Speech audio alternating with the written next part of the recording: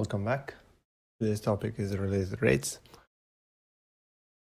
Related rate is used to see the effect of changing one quantity on another. So for example, if you have a circle and with a radius r, we increase the radius with the speed, let's say with some change. You increase this radius of this circle. How does it affect the area? How fast the area will grow?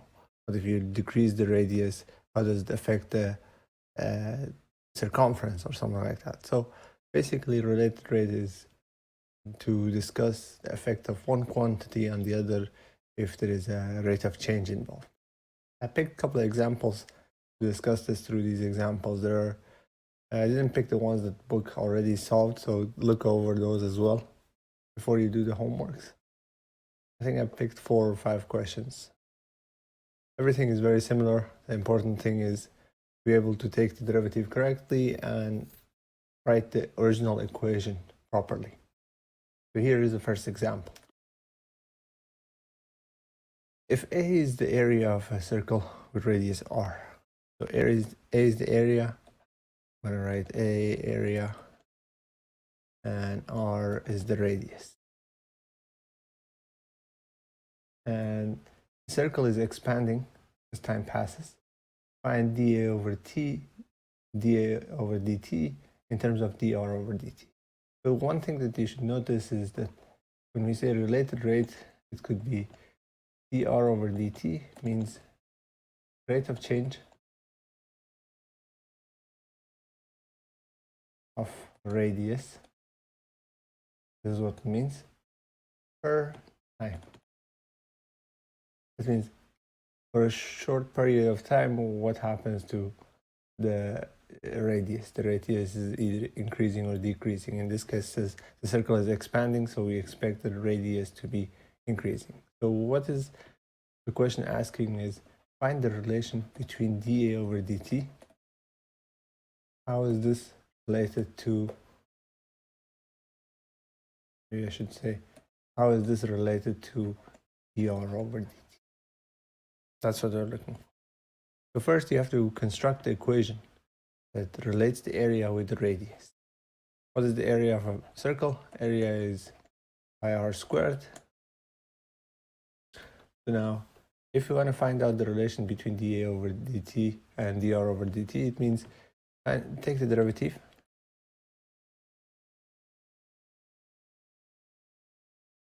From that equation with respect to, this is the important part,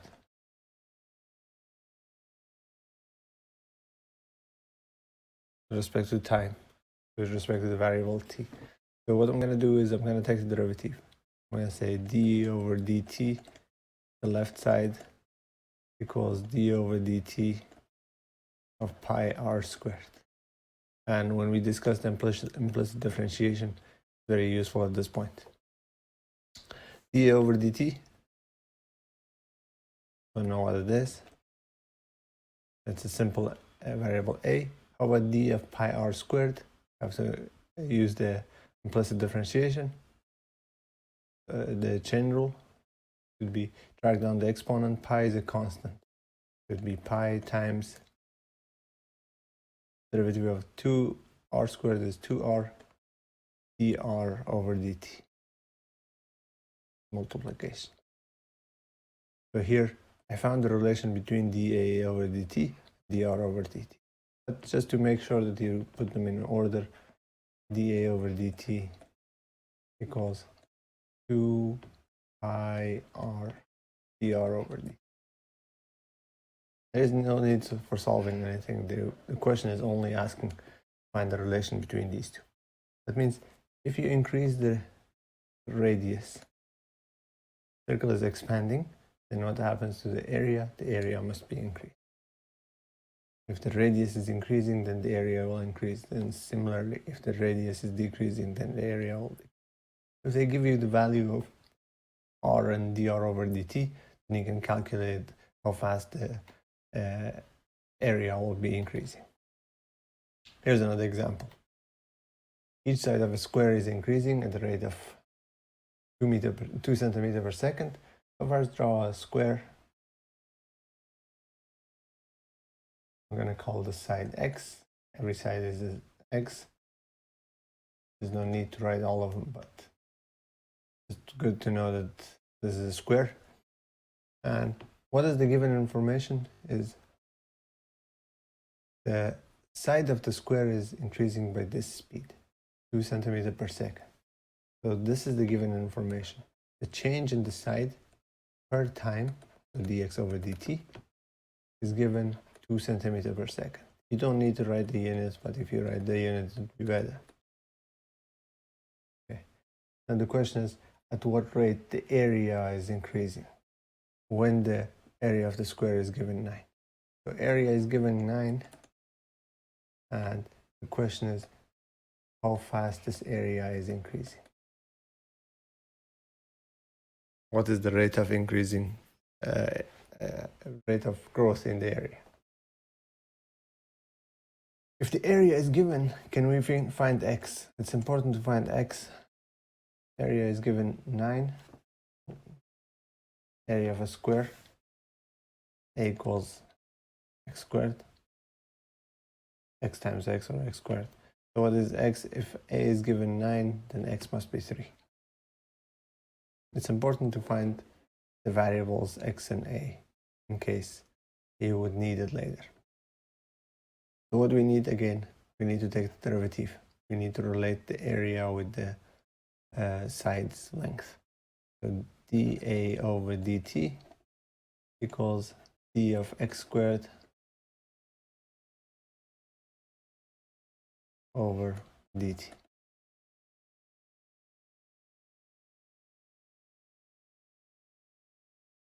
Which we can simplify. d over dt is still there. Dx squared divided by dt is 2x times dx over dt. Again, simple chain rule. If you did the implicit differentiation, so this must be easy. Okay. What is given? The given information is dx over dt. So this is given. This is given 2 multiplied by 2 times. If we didn't have the x value, we couldn't replace this number, but we found the x already. It says that x equals to 3. Find out what is dA over dt. We replace 3 for x as well. X is 3. Dx over dt is given 2. So what we know is 2 times 3 times 2 is 12. What is the unit? Centimeter squared per second. That's how fast the area is increasing. By the way, if you're looking for the unit of x is centimeter, unit of dx over dt is centimeter divided by second. So centimeter times centimeter, it becomes centimeters. Not that very important, but it's good to know. Okay, one more. Here, a particle is moving along a hyperbola. It doesn't really matter what the hyperbola is, but it's the equation that matters. The equation is given xy equal to 8. I'm going to write the equation, xy equal to 8. This is, as it reaches the point 4 and 2, so you're given the x and y coordinate. X is given 4, y is given 2. You look at it, 4 times 2 is 8, so it satisfies the equation. That's a point on the graph. The y-coordinate is decreasing at the rate of 3 centimeters per second. So the y-coordinate is changing, dy over dt. Since it's decreasing, we say it is negative 3 centimeters per second. And the question is, how fast is the x-coordinate is changing? What is dx over dt? This is the question. Not always you're provided with the equation. See, yeah, if for example in the next equation, in the next example, you don't have the equation, so you have to construct that equation. So what do we want? We want to find out what is dx over dt. Again, you go back to the original equation, take a derivative from that. So d over dt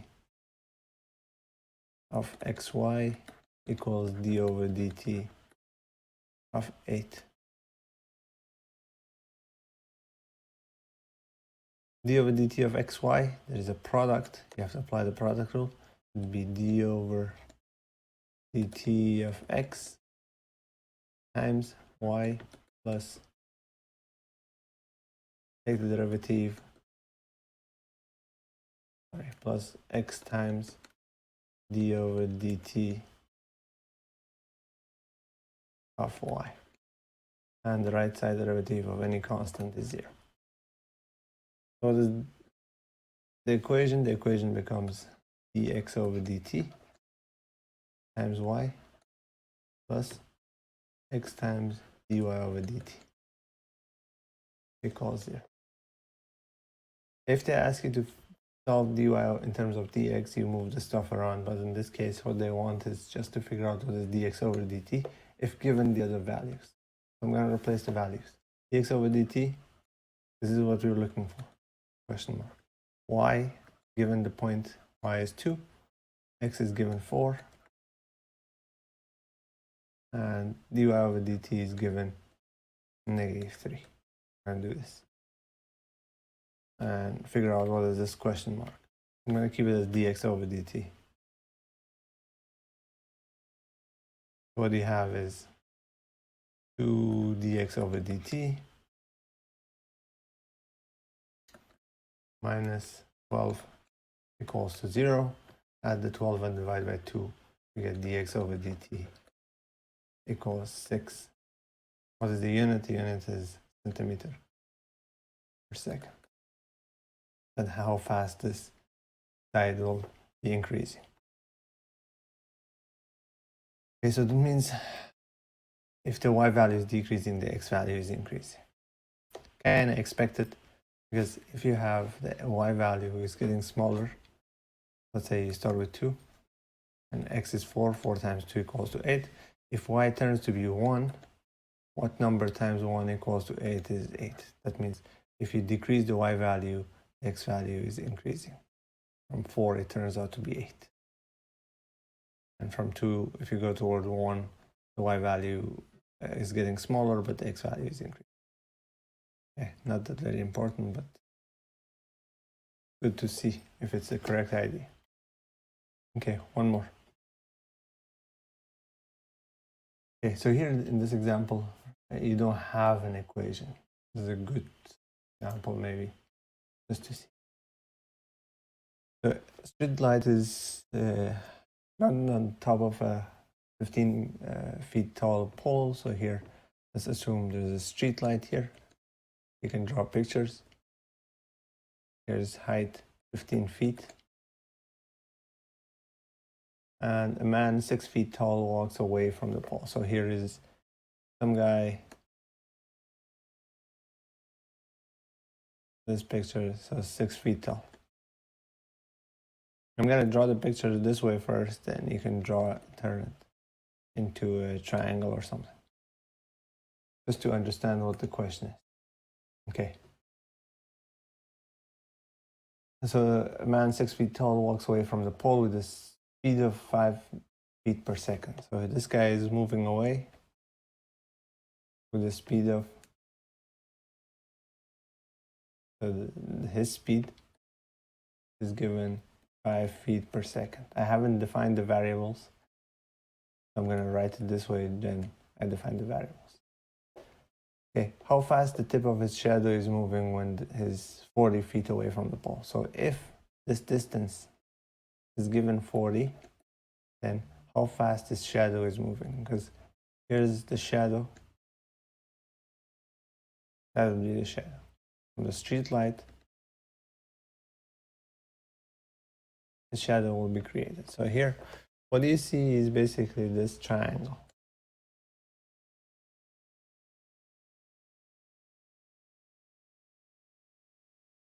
What are the given information? The given information is some stuff are fixed always. You have to notice that there is a fixed values. This height is fixed 15. This height is fixed 6. This length is not fixed. This is not a fixed value 40. Because if it was 40, then what? So this is a variable. If the guy is moving away or getting closer to the wall, this is not going to be a fixed value. So I'm going to call it a variable x. And if he's moving, this length is changing as well. Why? Right? Then we don't really care about anything else because we want to find out how fast the shadow is moving. If they will ask about this length, then you have to figure out somehow the relation.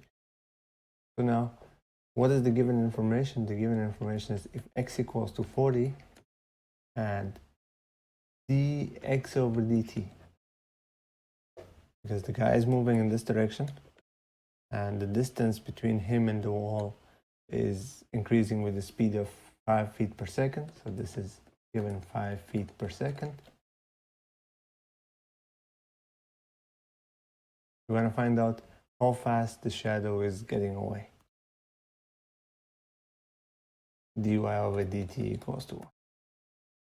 There is something is important that you should notice. It says how fast the tip of the shadow is moving.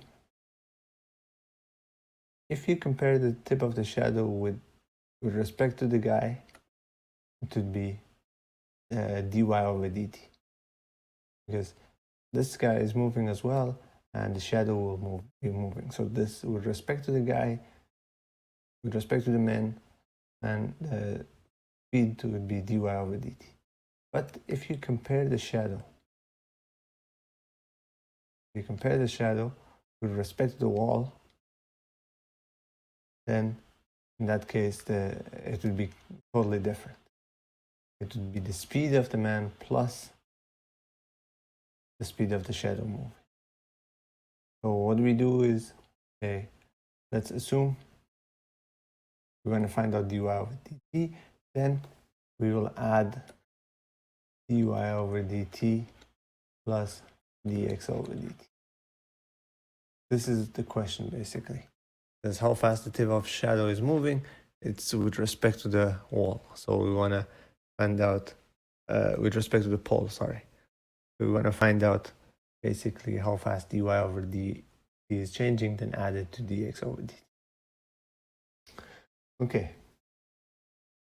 Again, this idea of dy over dt in this case is kind of confusing because you can always think about it as this one. As before I want to solve this equation, I want you to see exactly what I mean. Let's say you're standing on a train. No, this is not a train. Let's say there is a train or whatever. Okay, too many. Let's say you're standing on a train and the train is moving with a certain speed, 20 meters per second or something like that. And you're walking by the train with the speed of 1 meter per second.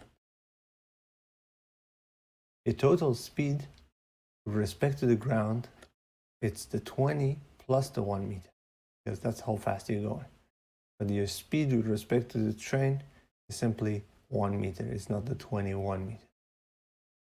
Right? The speed of the train plus your speed with respect to the ground would be 21, but your speed with respect to the train would be 1 meter. So the question is, what do they want? They want to find out the speed of this shadow with respect to the pole. So you have to add up the two speeds, the speed of the man plus the speed of the shadow. This dy over dt plus dx over dt. Okay, with all these being said, now the question is, how do you relate x and y and create an equation? Normally, when you see a right triangle, you go ahead and say a, b, and c, and you use the Pythagorean identity a squared plus b squared equals c squared. But in this case, a squared plus b squared is basically these two sides, which we don't know this length either. So it becomes more than two variables. So this is not useful.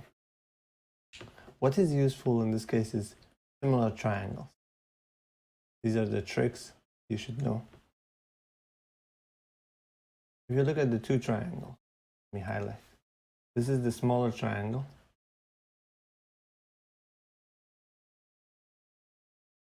This blue shaded part is the small triangle compared to the larger triangle. The larger triangle, which becomes this triangle. You would have two similar triangles.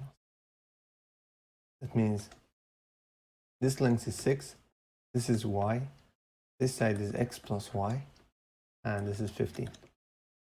So what do you know about the triangle? If you have two similar triangles, the ratios must be the same. That means if you have 3 over 4 for one side, if this was 3, that was 6, sorry. 3 over 6.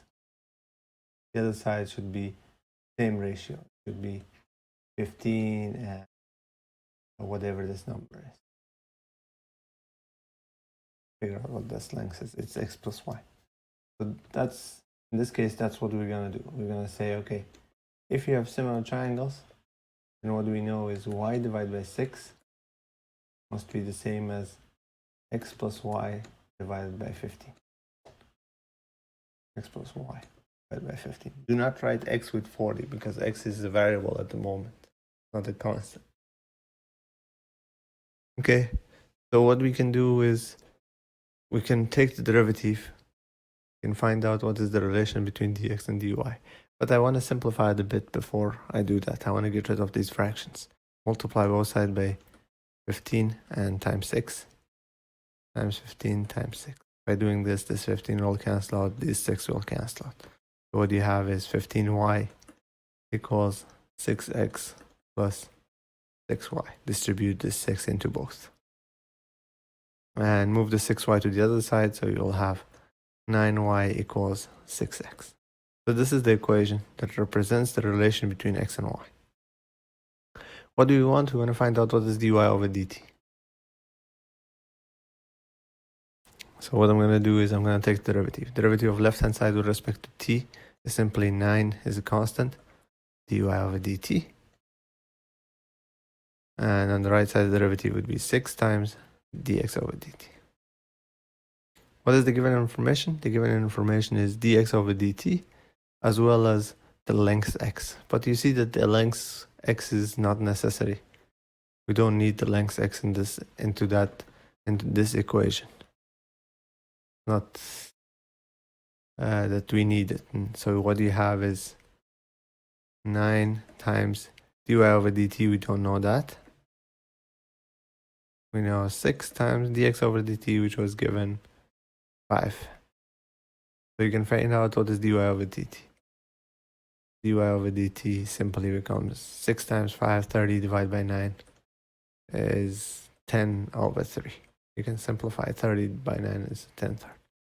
So again, at this moment, what we found is the speed of the shadow with respect to the guy. So what we do is, if we want to find the speed of the shadow with respect to the wall, is you add the two speeds. So the answer is dy over dt plus dx over dt, which means I have 10 third plus 5. This, if you do common denominator, you'll get 25 over 3 centimeter per second. Was it meter per second or centimeter per second? Oh, feet per second, sorry. Feet per second. Okay, so that's how fast this shadow is moving. The tip of the shadow is moving. Okay. All the other examples are very similar. It's important that you set up the equation correctly. And by the way, again, make sure if you're using any triangle or anything, sometimes the sides are variable, sometimes the sides are constant. For example, in one of the questions, they might ask you, if you put a ladder next to a wall, let's say there is a ladder here, this green line is a ladder. Let me draw it this way. And the ladder is given, for example, 10 meters. And they say one side of the ladder is sliding away, the other side is going to come down. Then how fast, if one side is moving with a certain speed, how fast the other side is coming down. So what you should know is that at this point, the length of the ladder never changes. But these two sides will change, so this must be two variables, x and y. Then you can set up this triangle inequality triangle and say, I'll use the Pythagorean identity, x squared plus y squared equals to 10 squared. Make sure that you know which side is variable, which one is constant. Some stuff do not change. In our example here, the height of the man as well as the length of the pole did not change. These are fixed values, 15 and 6. But x and y may vary. So that we picked it as variable. Okay, I will stop at this point.